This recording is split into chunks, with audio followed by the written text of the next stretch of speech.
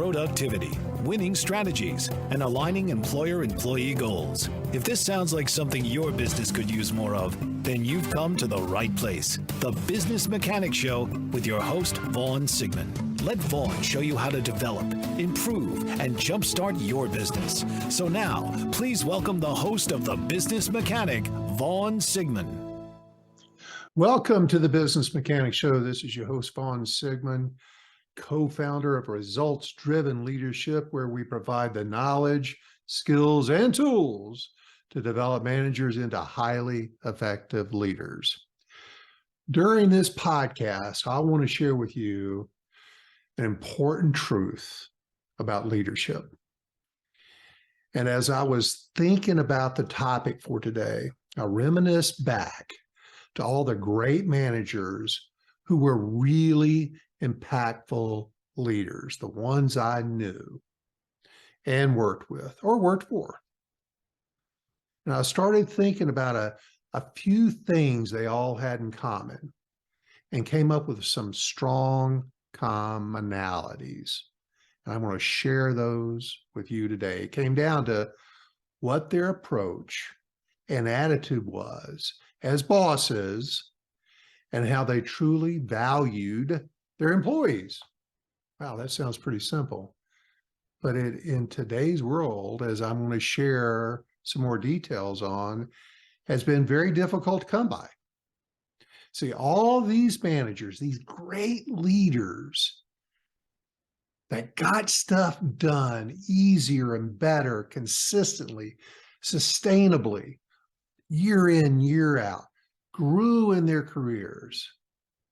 All of those managers were top performers year after year after year. They all worked less and they accomplished more. And what manager, what boss doesn't want to have a little of that in their life? These people all had highly successful careers. They got promoted, they got ahead, or they got recruited to other companies and paid more money. But most importantly, and the most satisfying part, and what derived from all this, is their employees respected the hell out of them.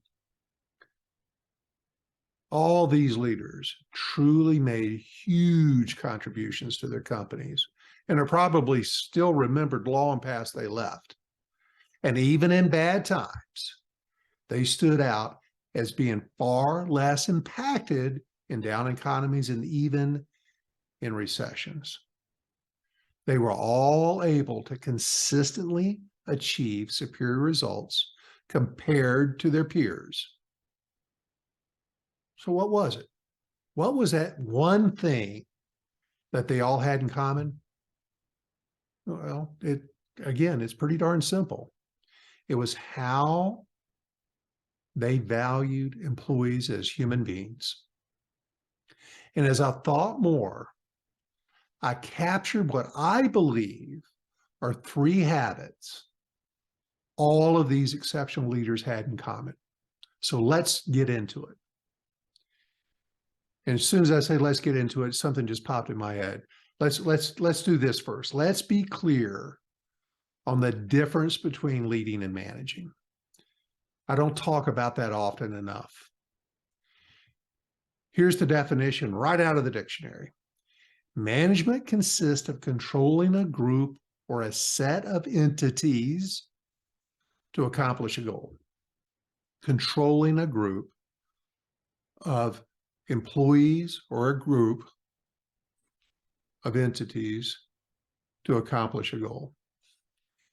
And leadership refers to an individual's ability to influence, motivate, and enable others to contribute toward organizational success.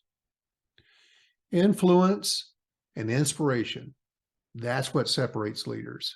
That's what separates leaders from most managers. It's not their ability to power and control. It's their influence and inspiration. And like I mentioned earlier, unfortunately, nowadays, survey after survey demonstrates a shift towards managers being more focused on command and control. They're more focused on the management side of their job. And by doing this, frankly, they may be losing their team members' respect.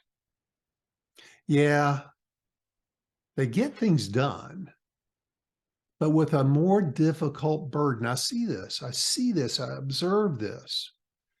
They get things done, yes, but they have to work harder to get it done. These managers have more stress, more frustration, have to work longer hours.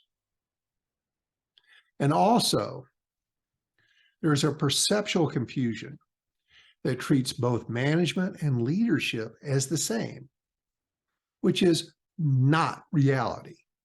So let's separate the two and not be confused by that.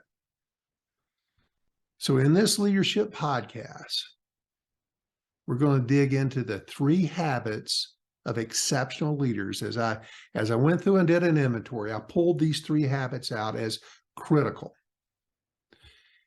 And it's going to require for some of you, if not most of you, a shift in mindset, how you think about things, how you approach your day, that will allow you to move from a management-heavy style to a more effective leadership style. And what is so critical to these 3 tips is they're so simple, but they're still missing. And it's valuing people. How do you value people? Showing how much you value your team members is a necessary and essential soft skill, which is sadly missing from the toolbox of many, if not most, managers today. And to change, it takes both a mind and heart change to do it effectively. You got to think about it differently. You have to shift your mindset, and you have to create some empathy and realization and respect for your employees. Respect begets respect. And doing it well, doing this well, just how you value, how you demonstrate your value, how you view the value of your team members will seamlessly drive your employee success and commitment down to a path of higher productivity, better service, and for your company, more profit.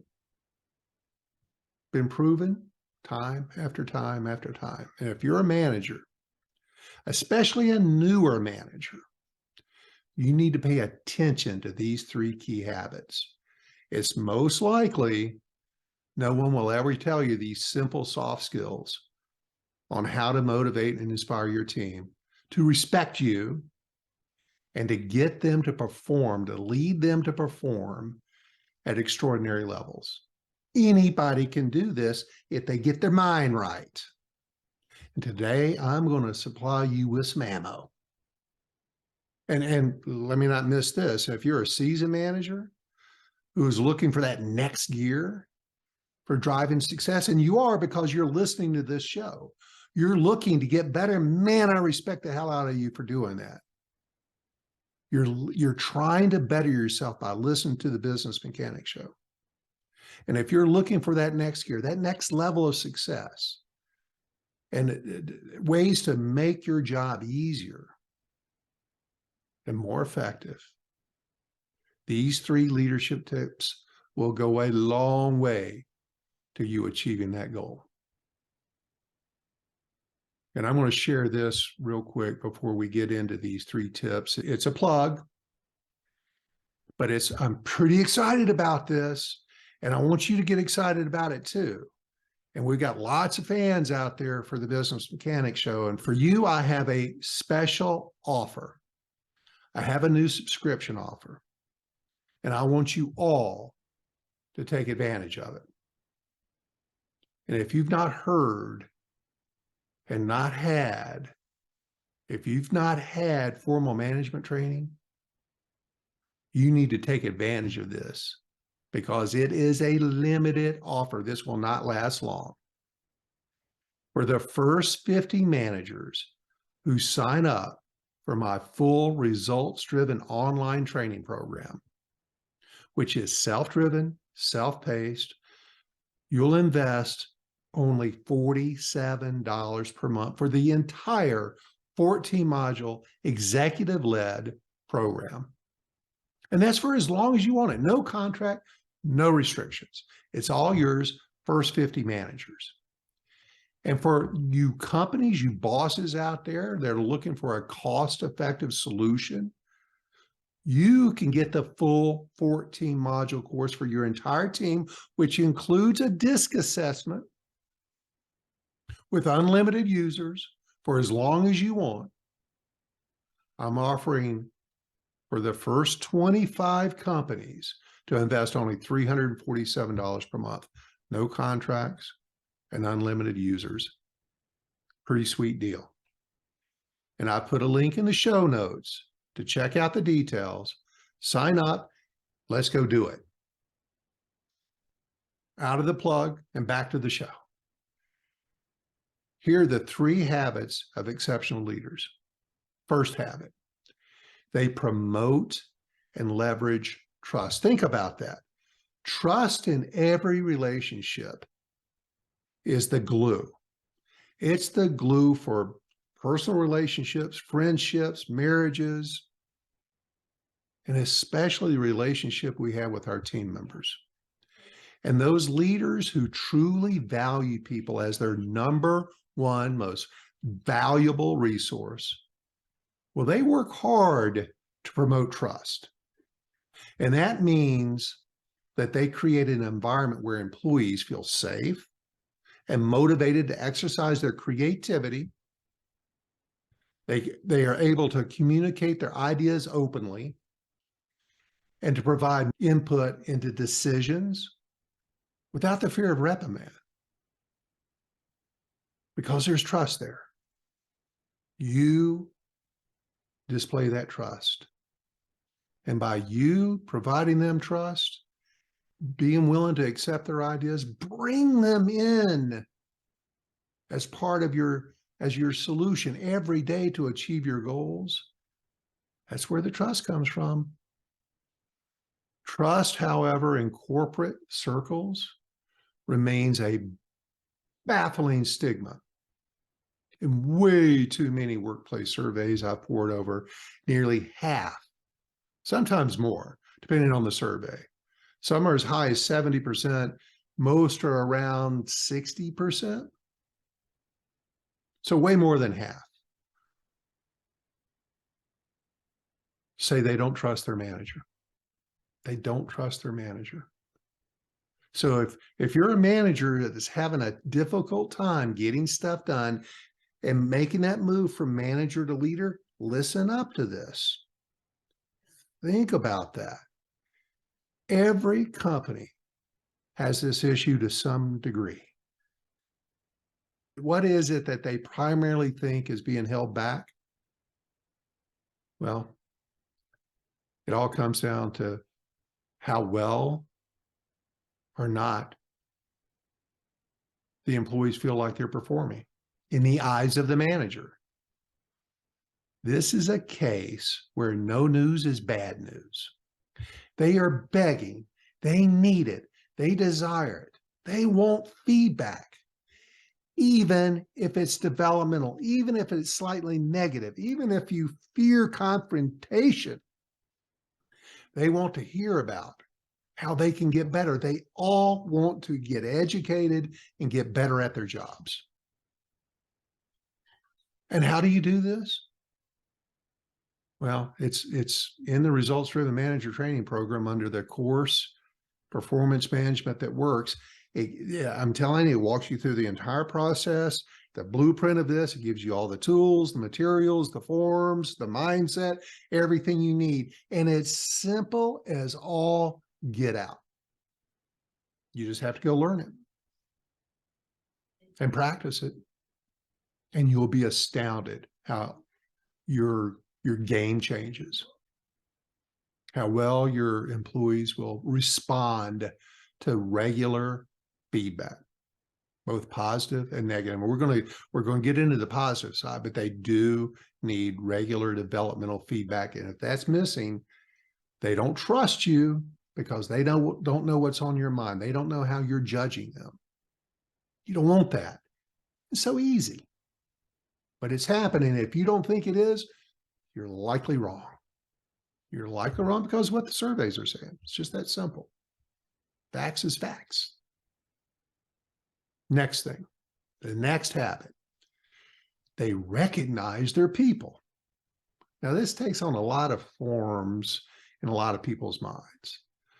And, while fancy perks and unique benefits, they had their day. They may have swayed employees to stay on the payroll at one point in time. It just isn't enough anymore. It just isn't. We've got new generations of employees that are eager to contribute. But we have lots of managers that don't know how to get that out of them. And in the Achievers Workforce Institute that surveyed more than 4,200 employees and 1,600 HR leaders earlier this year, the key to engagement out of all these people, key to engagement and retention and productivity came down to employee recognition. 48% of employees say culture has deteriorated during the pandemic. And where do they place the blame? They place the blame on the lack of communication with their managers. That there is not as high a level of allowance of employee input. And that their manager has lost or has never created. So they've never created or maintained a meaningful connection with their team members. Read into this: hybrid or remote offices have thrown a wrench into many managers' ability to lead. And, no offense to you, not your fault. Most managers, frankly, have not been trained. They've not been prepared to thrive in a new office model, a new work model. But forget about whether it's hybrid, traditional, remote, regardless of the work environment. Managers should spend time and resources building a recognition program. And they should learn how and why to properly send a meaningful recognition message to their team members. And I ask you, how do you show gratitude for your employees busting their butts for you daily? Do you have an attitude of gratitude? More importantly, even if you do, how often are you showing it? How often are you sharing it? Because doing so will ignite a positive, productive, retention-worthy culture and create a company and team that is highly attractive to new talent. And if you're not providing some sort of recognition for hard work, at least once a week to every employee, that's kind of the minimum for playing the game. That's the minimum you can put in to be successful at this, is at least once a week, every week, to every employee on your team. If you're not doing that, you're coming up short. Every employee, every week. They're all busting their butt. They're all doing something to achieve. So think about it. Go out there and show some recognition. And it can come down to just simple things like, I'm so glad you're on my team. I'm really impressed by how hard you've been working for me. I'm really impressed at how far you've come, how much you've learned, how much you're helping other people on the team. Thank you so much. Be positive and recognize their efforts. And the third habit, they place their employees ahead of their customers. What? I said that right. They place their employees ahead of their customers. This is vital And I've worked in this environment for years and know how effective it is for superior outcomes, superior engagement, superior retention, superior respect. Every leader's role should be about serving employees first, especially those closest to the customer experience. You're hearing this, sales managers, customer service managers. Are you there? Are you listening?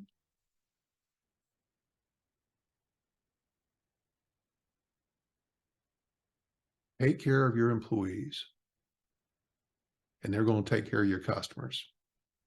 And this, of course, applies across the board because every employee has some impact on the customer experience.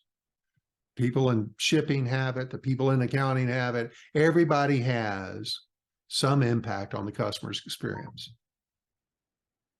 So, do you want them all performing at peak levels? Well, great leaders realize that their number one customer is their employees.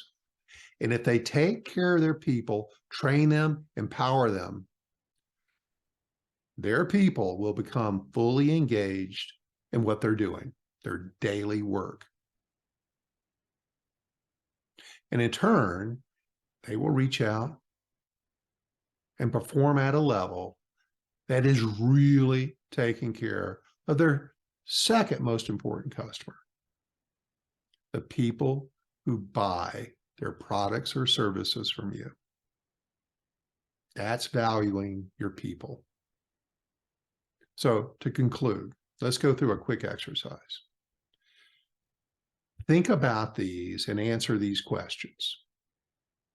As you've listened to this podcast today, which leadership habits shared today are the most surprising to you? Why? Why were they surprising to you?